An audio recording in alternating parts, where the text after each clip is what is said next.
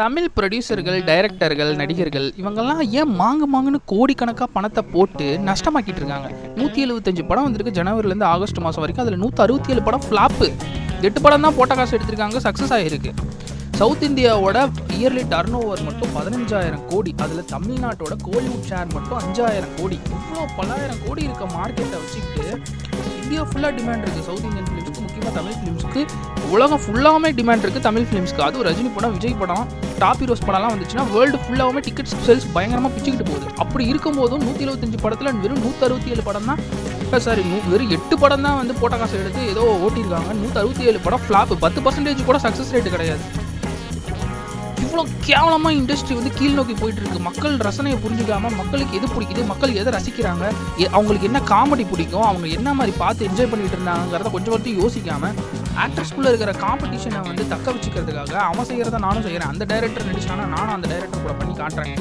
அவனை விட நான் வந்து 300 கோடி 400 கோடி வந்து நான் ஏர்ன் பண்ணி காட்டுறேன்னு சொல்லிட்டு கோடியாக ஆடியோ லான்ச்சுக்கு செலவு பண்ணிட்டு, வீண் பப்ளிசிட்டிக்கு செலவு பண்ணிக்கிட்டு, ஃபேக் ரிவ்யூஸ்க்கு செலவு பண்ணிக்கிட்டு, ஆக மொத்தம் மக்களுக்கு ஒரு சாட்டிஸ்ஃபேக்ஷனாக எந்த படமுமே வர்றது கிடையாது.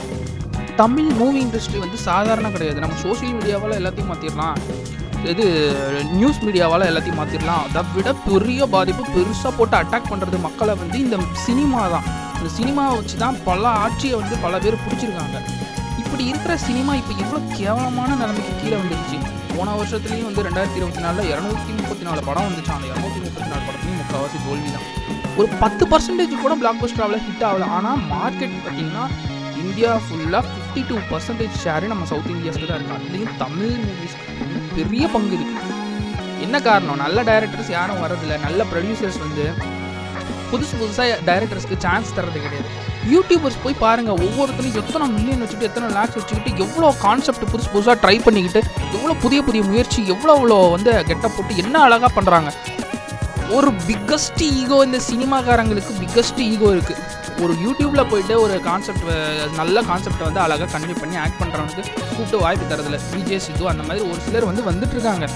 பட் இன்னும் பெரிய திறமையெல்லாம் கண்டுபிடிச்சி வெளியே கொண்டு வந்து அவங்களுக்கு வாய்ப்பு தராமல் அரைச்சமாகவே அரைச்சிக்கிட்டு, நான் வெட்டுறேன், நான் குத்துறேன், கஞ்சா கடத்துறேன், இந்த லவ் பண்ணுறது, இந்த கேவலமான மட்டமான ரசனையவே திரும்ப அரைச்சமாக அரைச்சி காமிச்சிட்டு இருந்தால் நக்கிட்டு தான் போகும்.